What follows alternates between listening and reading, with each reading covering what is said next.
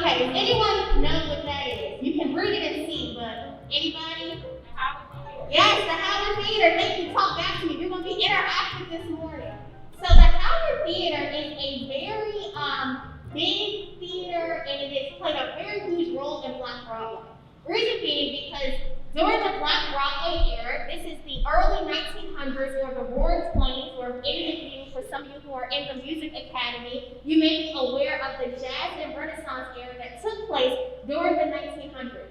So the Howard Theater played a huge role in this because it opened its doors in 1910, which was a long time ago, and as you can see, this is a present day photo. The Howard Theater is still open and operating on U Street to this day. So a lot of people are familiar with the Harlem Renaissance. Now, anybody heard of the Harlem Renaissance in here? You can just raise your hand. Yes, exactly. We learned a lot about the Harlem Renaissance in school. But what a lot of people don't know is that before there was a Harlem Renaissance, there was actually a DC Renaissance. So a lot of the big name artists, a lot of the jazz musicians, and various entertainers actually either grew up in DC or got their start in DC, and then went on to play in other venues throughout the nation. So the Howard Theater opened its doors in 1910 with 1,500 seats, and it opened 24 years before the famous Apollo Theater opened in New York.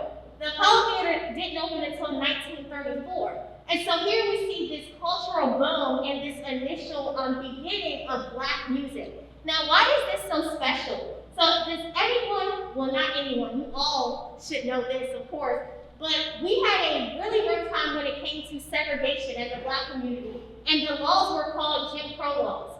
So because of those Jim Crow laws, a lot of Black performers and musicians and even participants and guests were not allowed to play at a lot of theaters and clubs around the nation. But on U Street, the clubs like Howard Theater were unsegregated. And so a lot of Black people migrated to the U Street area, and it became known as Black Broadway. Now, has anyone heard the term Black Broadway before today? No? Okay, some? Okay, well that's great, because you're going to learn a lot. So this photo right here, now for some of my music students, does anybody know who this is? Uh-oh, your teacher's testing you. Does anybody know? I'll give you like 10 seconds to answer. Yay, Duke Ellington! Yes, exactly. You guys don't be afraid to answer. Yes, this is Duke Ellington. So, of course, in Washington, D.C., we love Duke Ellington. This is our guy. We pay homage to him all over the city because he was born and raised in Washington, D.C. So Duke Ellington was actually born as Edward Kennedy Ellington, and he grew up in the Shaw neighborhood right off of T Street. Now, what was special about T Street is that it was made up of a lot of working class people. So you would have had more of your middle income workers, your businessmen, your physicians, your government clerks. They are who lived along T Street. Now, Duke Ellington and his family were also a part of this middle income society.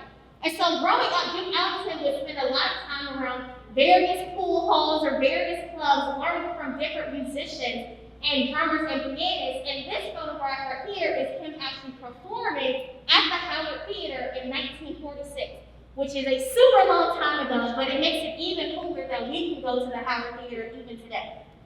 So Duke Ellington went on to compose more than 6,000 jazz works and arrange more than 6,000 jazz pieces, which is a lot of music to write. He went on to perform not just in DC, but he also played at various places in New York, as well as travel internationally, which was a very big deal for an African American artist during the 1900s to be able to go and travel and play music worldwide. So, okay, you can kind of read a little bit, but does anyone know what this theater is? Yes, the Lincoln Theater, exactly. Now, the Lincoln Theater is super, super special, especially right now, because they just celebrated being open for 100 years. That is all of our ages put together. I'm actually in my 20s, so I'm not that old. So the Lincoln Theater, and y'all might be like, not that old to you. The Lincoln Theater opened its doors in 1922, and last month they just celebrated being open for 100 years. Now, what makes the Lincoln Theater special is, once again, it was a venue that invited all of these different African American musicians, performers, entertainers, and artists to come and play at the theater to have shows. And also, there was a movie room or movie hall inside of the theater. Now, another hidden gem about the Lincoln Theater, this part of the theater is not open, but in the basement of the Lincoln Theater, there was a ballroom. So on Black Broadway, people like to go out, they like to have a good time, they like to party. And so in the basement of the Lincoln Theater, there was something called the Lincoln Colonnade. And it was a place where you could throw elaborate parties, you could have nice dinners, and all of the influential leaders or celebrities of the day would come to the Lincoln Colonnade to have a good time. Now, one of these being, at the time, the President of the United States, President Franklin D. Roosevelt, even hosted one of his birthday parties at the Lincoln Theater. Okay, does anybody know what this is? That building all the way in the back. You can read it a little bit. You see a mural of Duke Ellington. This is the True Reformers building. Now, the True Reformers building is actually my favorite landmark on U Street. Reason being is because this building was opened in 1903 and it was completely funded by Black people, which was a big deal because slaves in Washington weren't free until 1862. So just a few years later, Black people in DC were able to own their own businesses and start their own businesses, and True Reformers building was one of them. So Duke Ellington, who grew up, was born and raised in DC, actually played his very first show at the True Reformers Hall, which is why today we have this mural, and if you were to go down the street today, you would see it. Okay. Yes, Vince Chili Bowl, thank you. Thank you, I appreciate the answer. Yes, be interactive. I know it's morning time. Does anybody know who that is in the middle? The owner, yes! Okay, y'all know the history bit.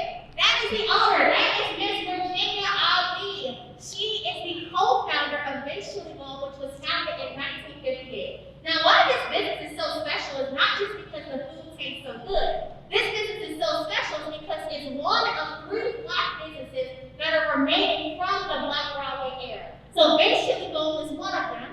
They opened in 1958. Miss Virginia Ali moved to Washington, D.C. to live with her aunt off of 14th Street at the age of 21. And she got her very first job working as a bank teller at, does anybody know this bank? Industrial Bank.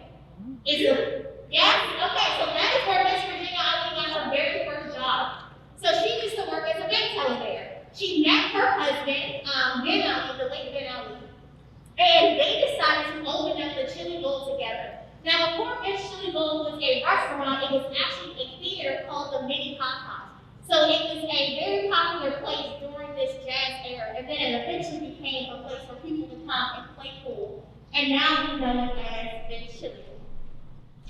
Okay, anybody know what campus this is? Howard! Yes, I need to take y'all on my walking tours. Y'all know all the geography. That's great. So this is Howard University. Now, Howard University was founded in 1867, which is a long, long time ago because that's the 1800s. It was established out of what was called the Freedmen's Bureau. Now, has anybody ever heard of the Freedmen's Bureau? Yes? Okay, great. So the Freedmen's Bureau was a government-assisted program that provided help, housing, and employment for newly freed persons. And so out of the Freedmen's Bureau, the president of the Bureau was General Oliver Otis Howard, hence the name Howard University. So he went on to receive a charter from Congress to establish what we know today as Howard University. Now, do I have any aspiring college, anybody in here that wants to go to college or thinking about different colleges? Yes, yes, yes, awesome. Great, great, great. It's so awesome to continue your education. Well, Howard University is full of history and right up the street from you, so you should also look into attending your local HBCU. But Howard University is known for having the top scholars and the top teachers. One being, okay, anybody know who this is? Yes, Thurgood Marshall. Is that a teacher or a student? A teacher. A teacher. A student? Yeah, good job. I'm proud of you from afar. Proud of you. Yes, this is Thurgood Marshall. Now, Thurgood Marshall was born and raised in Baltimore. He was born in 1908. He grew up in a family that was very, very focused on focus and being studious. And so when he came of age, he actually wanted to attend University of Maryland's law program. But at the time, they weren't admitting Black students. So he ended up going to Howard University, which was the case for a lot of Black educators and scholars of that day. They went to Howard because it was one of the only options to do so. And he used to get up every single morning, 6 days out of the week, to go from Baltimore to make it to class at Howard University by 8 a.m. to be a part of the whole program. Somebody say persistence. Actually say it. Persistence. Say it one more time. Persistence. Yes. Third commercial would get up every single morning to get from Baltimore to Howard because that's how serious he was about learning and making change for his community. And so what is Thurgood Marshall known for? Does anybody know? Yes, exactly, yeah. And he got that, he became a litigator by being a part of Howard University's law program. And he was trained by Charles Hamilton Houston, who was a M Street high school actually student, who we'll talk about in a moment because M Street High School becomes this school. And Charles Hamilton Houston is known as the man who killed Jim Crow because he trained a lot of Black lawyers that went on to fight in the civil rights movement. So Thurgood Marshall goes on to win the case Brown versus Board of Education in 1954 and desegregate schools everywhere. So that will lead me to where I'm going to end up, which is talking about this wonderful school and its history. So this photo right here, this is a cover shot of the Journal of Negro History. Now, what's special about the month of February?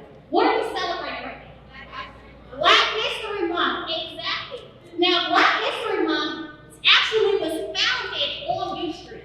Black History Month was founded by Dr. Carter G. Woodson, who was an educator and teacher at M Street High School. Now, you all know that Dunbar High School, before it was Dunbar, renamed after the Black Broadway poet Paul Laurence Dunbar, what was it called?